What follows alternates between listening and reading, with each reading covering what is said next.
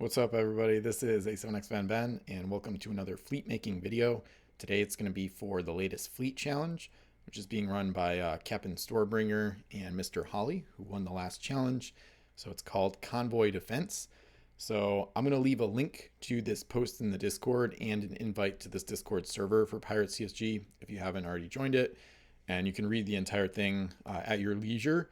But the general gist is that you control a 60-point escort fleet to bring four East India Company 5-masters that are factionless across a map.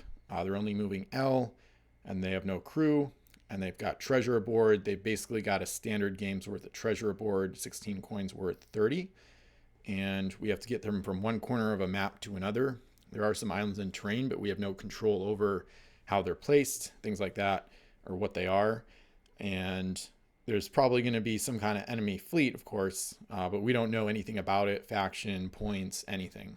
So that's kind of a cool unknown. And it's also key. We get treasure. We get points for the ships too, the convoy ships, not our ships. So 1 point per convoy mast intact at the end, and 5 points for each convoy 5-master that you save.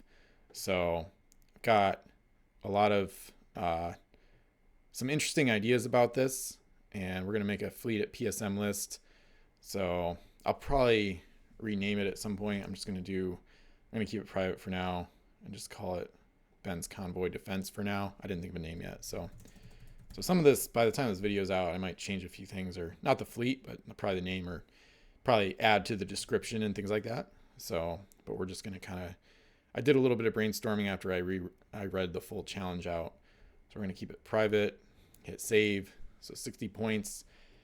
And you have to use one of the imperial factions, basically England, Spain, France, or America, one of the sovereign nations. No sea creatures, no forts, no events, no UTs, since there's no exploring. So it's not a death match, but it's kind of similar, where we have to protect the gold rather than going out and getting it. So it's probably going to be a fight against some kind of unknown enemy fleet, I would imagine. So we have until March 14th to enter the fleet, and then winner announcement by April 14th. So I started thinking about it a bit, and there's some clarifications in the Discord about questions on the rules of the challenge. So you can use 0-point crew. Return to Savage Shores is allowed. The convoy is sailing in column formation, only moving L. They do have oarsmen, and they're gonna have 4 coins apiece. And they have the reverse captain ability, which is one of the keys for what I'm going to try to do. So after the ship resolves a shoot action, she can move as a free action. They have terrible cannons, but my idea is to basically improve those, but we'll get to that soon. No home islands, at least for the allied fleet. So Eternal is pointless. And the convoy ships you don't control. You don't move them yourself, but they are considered friendly for the purposes of abilities. So, so I kind of mathed it out a tiny bit with 30 treasure between 4 convoy ships. That's 7.5 treasure per ship on average. And it's 16 treasure for 30 gold. So with no UTs or anything, the average value of a coin would be 2. So a typical distribution of 8 for 15, or not, I shouldn't say typical, but the one possible distribution is 7 2s and a 1, because that's 14, then plus 1 is 15. So we might be seeing something like 14 2s and 2 1s across the convoy ships. And so each convoy ship starts out worth 10 points at the beginning of the game, but that's subject to change because the mass matter. So I always think about endgame and victory conditions, and that's how I've won some games in the past. Creativity will be, I think, a big part of the judging. It's not just, the fleets are not just judged on how well they do in the potential games they're involved in, or how good the fleet might be. But I like to think about endgame and victory conditions a lot. So each convoy ship starts out worth 10 points. So theoretically, the convoy starts the game being worth more than the gold they're actually carrying. So it's more important to keep them intact than to keep the gold. But if they start losing mass, it's not going to be worth that much more. So I guess, there's 70 points total between the convoy ships and the gold they're carrying. So that's subject to change if they get hit. And so that would equate to 17.5 points per convoy ship. So there's just different ways to math it out and think about it. And then, so yeah, half the convoy ship's points are essentially part of the hull. So even if it has no masts, if you still have it intact with that oarsman, it could still row across the other corner, or just survive, I guess, and be worth 5. But it's 10 if you can keep them intact. So that's cool. So there's different ways of thinking about this. And then I had some questions that Captain Stormbringer answered that were interesting. Kind of what I expected, I think, for the most part. So the ships in the fleets we submit are not worth points. Only the East India Company ships are worth something. And there's no point in capturing enemy ships. So that's really good to know. That simplifies things a bit, which helps me a bit in terms of the fleet making. And then one of the keys was I asked if they're in range of any ship, will it shoot? It might as well, because as reverse captain, he said it will defend itself. Shooting in the movie is a free action. And yeah, you can't place your own terrain. So, okay. So I think my general idea is to go with the French. The general premise of what I'm going to do is have multiple cheerleaders that give cannon bonuses to the convoy ships. So they only have rank 5 cannons. That's really bad. But since they're basically where all the gold is in the victory conditions, and also you want to keep them intact, I want to create a fleet that can make the convoy ships better and just fight as one big, like, powerful unit. So since the convoy ships, that's 20 masts, and you'd be hard pressed to get 20 masts into 60 points, or even 10 really sometimes. So I really want to help out the convoy and try to, like, work as a team and basically make the convoy better and use them to my advantage, because they might not have good cannons, but we can first off, we can make them better, and second of all, there's 20 of them, 20 masts, 20 cannons, so that's no joke. So we're gonna not split the fleet. I thought about different ideas where you, like, try to get some of the treasure and then run off with it real quick, or another angle is to have a more powerful and faster fleet than I'm going to make, and then send it out in front of the convoy and then take out any threats before they can hit the convoy. But we have no idea what we're up against. It could be like a 500 point curse fleet, or it could be something crazy. Probably not 500, but so I don't really like the idea of splitting the fleet, because then I feel like my fleet might lose that battle, and then the convoys they're realistically not going to survive. So I'm kind of trying to consolidate as much firepower and strength of the fleet as possible in one area, and just keep it as tight as possible, like a tight column formation that ideally is as close as possible. And you'll see why, because of the cheerleaders, basically. So, and the reverse captain is part of the key as well. If they didn't have that, I probably wouldn't try this, but I think it's an interesting opportunity to try it out. So we're going to add, I think I'm going to start with the cheerleaders first. So I'm going to use some ships that people don't like, because they're usually extremely ineffective, and they are some of the worst ships in the game, especially for 40-point games. So I'm going to use like Solitaire, which is usually regarded properly or rightly as pretty much the worst ship in the game. But in a situation like this, she has at least some value. Maybe not a lot, and this is kind of a gimmick fleet, but that's okay. I didn't really want to make it like a basic 60-point like deathmatch type fleet. And I think it's an interesting opportunity to use cheerleaders, because the cannons start off so bad. But if any of those ships get in range of both of these, plus they'll get +2, because these are coming from different sources. So they'd get +2 their cannon rolls. So then 4s would become 6s, which would hit. So if any of the convoy ships are within range of both of these cheerleaders, they would hit 50% of the time, instead of whatever, like 16% of the time, 17%, 1 out of 6. So we're going to try to drastically improve the cannons in the convoy fleet, and then we're going to add some support as well.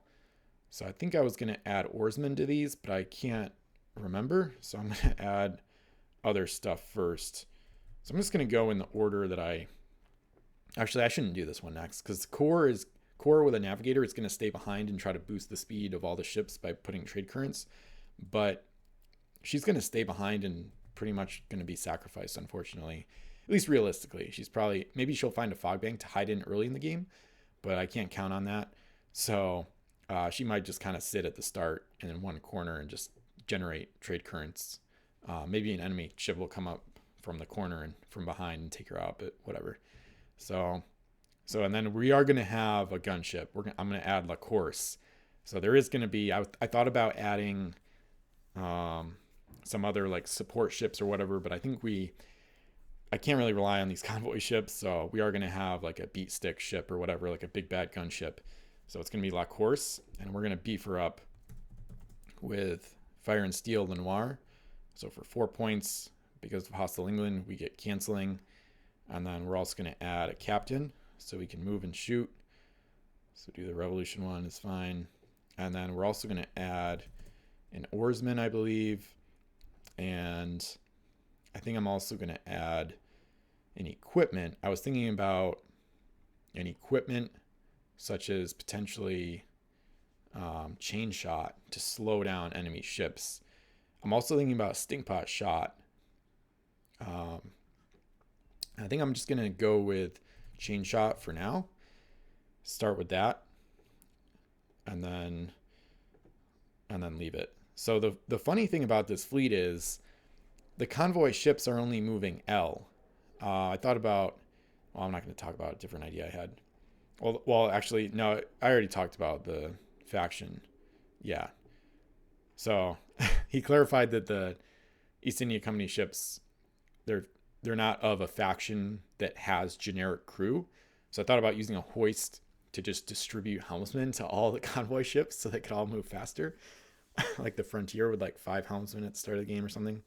But that's not going to work because they don't, the crew have to be the same nationality, use their abilities on the ship. So based on all that, I'm actually not going to have helmsmen in the fleet like I normally would, which is very strange overall and for me. But I want to keep everything together as a unit. So the convoy is just going to be moving L, and then hopefully it's going to start hitting some trade currents from the Coeur du Lion and her navigator. So they're going to place trade currents out in front of the fleet to hopefully start getting it up to L+S speed. But I can't really rely on that. So worst case scenario, this fleet is just going to get into like a brutal battle with an enemy, and I'm just going to try to hope that it survives, which may not happen, but whatever. It's probably not the best idea for the challenge, but you could do a variety of things. You could do like multiple navigators that sit back and try to really lay down currents in a line and have like all the convoy ships moving L+S like almost every turn, things like that. But I wanted to have some combat capability too. So okay, so now we're at 61. So I'm gonna add a +5. I just have to figure out the ship. The oarsman on Corsair doesn't take up space, and yeah, the +5 is gonna be most protected on this ship. So I'm gonna add him here. So the Comte Jules de Sizzi is gonna be our +5, and the +5 selections would be crew of some kind, or maybe even the core and the navigator, and then the chain shot or something. I think the equipment would be part of the +5 selections, because there's a slight chance it also wasn't, it's an unknown whether or not when you like theoretically like go to the game table and set up your fleet. I don't know if you would see an enemy fleet or if that's revealed like after the game starts. But if I see an enemy fleet and it's like Guichuan or Zeus or something, I would probably do Stinkpot shot instead to try to shut down all their crew. So the chain shot will be definitely part of the +5 selections that I can hopefully make after seeing an opponent's stuff, or at least their ships. If not, hopefully their crew if I'm going second. But anyway, I'm not going to get into all those details. So with 61 points, I'm trying to remember. I think I had oarsmen on the cheerleaders actually. But I have points for helmsmen, so I think I'd rather do that. The idea is kind of to have the main fleet with the 3 ships and the convoy. So a 7 ship fleet basically moving L, and then the navigator just boosts them when able. But I think I will add helmsmen to these ships, the cheerleaders, because I think it would be beneficial. That way they can get out in front, which is going to help. So the concept I have behind the cheerleading stuff right now is similar to something I've done in some campaign games where you have like a big battlefield and there's like almost like fronts or lines of battle. Not usually lines of battle. It's usually more chaotic than that. But sometimes the ships will be super compacted and there's just like masses of ships just like slamming into each other. So then it's advantageous to have a cheerleader that's like behind friendly lines, that one ship that's within S of the cheerleader shoots, then the cheerleader moves like in one direction, like let's say she goes north, and then up there's another friendly ship that then shoots after the cheerleader gets within S of that ship. So it's kind of a similar concept where the convoy is going to kind of catch up to the cheerleaders and then be able to use actually it'll be the opposite. So the cheerleaders need to start the convoy turn with an S of them, as many as possible. And then they can use reverse captain to shoot at enemies in range, and then they move. And then I would move the cheerleaders up to catch back up with the convoy ships. And the convoy ships, a lot of times they will only be moving L, because even with the navigator, I'm probably not going to be able to place enough trade currents where the entire convoy is hitting a trade current in one turn, partly because they're in column formation. I kind of wish they were line abreast or more of a cluster, but that's fine. It's kind of cool to have line of battle too. So in this case, the convoy ships won't be moving very quickly. Realistically, they're still going to be, especially if the navigator fails, I might get some bad rolls with him. So either way, I'm hoping that at least one cheerleader is in range of at least 2 convoy ships per turn or per round. So I don't know how tight the column formation is. I might ask about that, but I'm still going to keep this fleet either way, pretty much, unless they're like far apart. But so ideally they would be like within S of each other, and then the cheerleader might be able to kind of slot in between the stern of one convoy ship and the bow of another. I don't think really I wanted, you can see this in my notes too, I really wanted the convoy ships to be shooting at 50% accuracy, but I think with the column formation, I'm probably only going to be able to get one cheerleader in range of 2 convoy ships, and then the other one will be for the other 2. You would probably need a tighter formation to get all 4 within range of both cheerleaders. So they might only be shooting at 33% accuracy, but that's all right. Whatever. And then, the other thing is La Course will definitely be in range of at least 1 cheerleader. And the movement might be a little bit awkward because the convoy is moving separately than my fleet. So it might be the thing where the cheerleaders, instead of being in the column formation, they might be offset a little bit. So if there's like the column formation is here, the cheerleaders might be like here and here, so that they don't get in the way of the convoy moving in a straight line. So, and then La Course, she has captain. She might actually get a helmsman rather than a cheerleading ship. I think I'm going to do that. I didn't even add him yet. The only problem there is that I have to move Jules to a different ship where he's less protected. I could move him. I'd probably move him to one of the cheerleader ships that will get a helmsman. I think I'm going to do that. I think I want to keep the equipment. I don't think I can save the cargo space, at least not that I know of. So I think La Course should have a helmsman because she might be able to actually take advantage of the cheerleaders a little bit more. She won't have double actions though, so it might not really matter. But she can do a thing where she might start my turn not in range of any cheerleaders, but then she'll move LS, catch up to them, and then try to be in range of both. So she's going to be, if she gets a helmsman, she'll be the most flexible ship in the fleet, which I think will be good because she has really good accuracy with the cheerleaders. So she could be hitting on twos. If she's able to get within range of both, she can hit on twos because they become fours with the +2. This is definitely going to be kind of a complicated dance between the Convoy fleet and my fleet, which is a bit of a concern because I don't know if the movement orchestration will work out properly. It might be kind of hard to play it right. Ideally, the Convoy will kind of be ahead of my fleet. So that, because whenever the Convoy, whenever their turn starts, they want the cheerleaders in position because they have reverse captain but not captain.